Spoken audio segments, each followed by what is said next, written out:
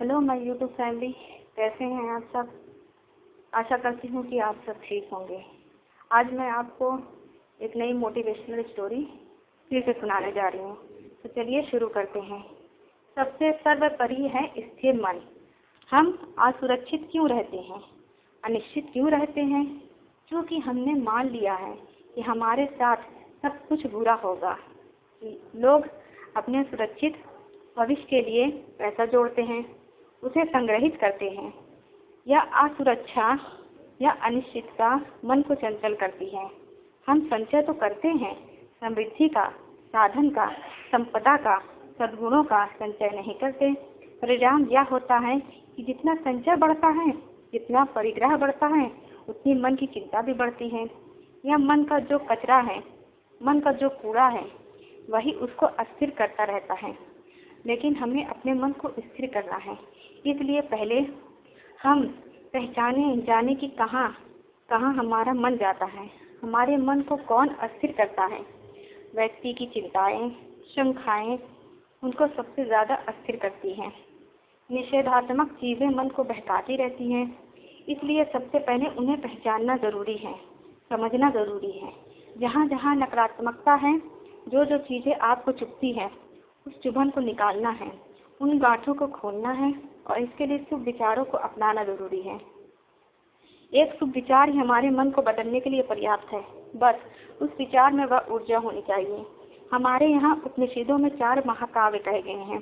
ये 4 ब्रह्म सूत्र हैं। इनके बारे में ज्ञानी जन कहते हैं कि अगर ये 4 सूत्र समझ में आ गए तो समझो सारा ब्रह्म सूत्र समझ में आ गया। भगवत गीता तो 7 श्लोकी भगवत गीता भी है, यानी भगवत गीता की ये 7 श्लोक समझ में आ गए तो समझो 700 श्लोक समझ में आ गए। दुर्गा शक्ति है तो सप्तलोकी दुर्गा भी है। इसके 7 श्लोक समझ में आ गए तो समझो दुर्गा शक्ति भी समझ में आ गई। बात छोटी सी है, लेकिन एक बात भी अगर समझ में आ जाए तो जीवन बदलने के लिए एक बात भी पर्याप्त है। हमारे जीवन में बहुत सारे काम ऐसे हैं जो हम करना नहीं चाहते, लेकिन भगवत कृपा से सब कार्य संभव है। यह विश्वास या श्रद्धा या आस्था हमारे मन को बहुत सबल देती है, मन को अस्थिर होने से बचाते हैं, उसे एक जगह टिका देते हैं। जीवन में कई बार बड़ी दुर्घटनाएं घटती हैं। जैसे स्वतंत्रता से पूर्व हमारे देश के पूर्वोत्तर क्षेत्र यानी गोरखपुर, बलिया, बिहार का कुछ इलाका आदि, इन जगहों में एक दुर्घटना घटी। अंग्रेज लोग वहाँ के कुछ लोगों को पकड़ कर ले गए। ये लोग घर से दूर, परिवार से दूर, रिश्ते नातों के बिना वहाँ पर कैसे रहे। वहाँ तो उन्हें मजदूरी करनी थी। अपने रिश्तों तो उनके देश में ही छूट गए। कोई उन्हें घर वापस बुला नहीं सकता था। फिर रिश्ते बनाने के लिए वहीं कहीं उन्हें शादी कर ली। अफ्रीका वगैरह से शादी हुई। अपने साथ अपने देश से वे कुछ नहीं ले गए थे, लेकिन हनुमान चालीसा और तुलसीदास जी की रामायण की यानी श्री रामचरितमानस की कुछ चौपाइयाँ उन्हें कष्टन थी। वह हनुमान चालीसा को रामचरितमानस उनके लिए एक तरह से संजीवनी बन गई, उन्हें भावनात्मक संबल देने के लिए एक आधार बन गई। आज भी आप देखो तो जो पूरे देश के इलाके हैं और उनमें बसे हुए भारतीय हैं, उनसे पूछो कि वे अपने साथ क्या लाए थे।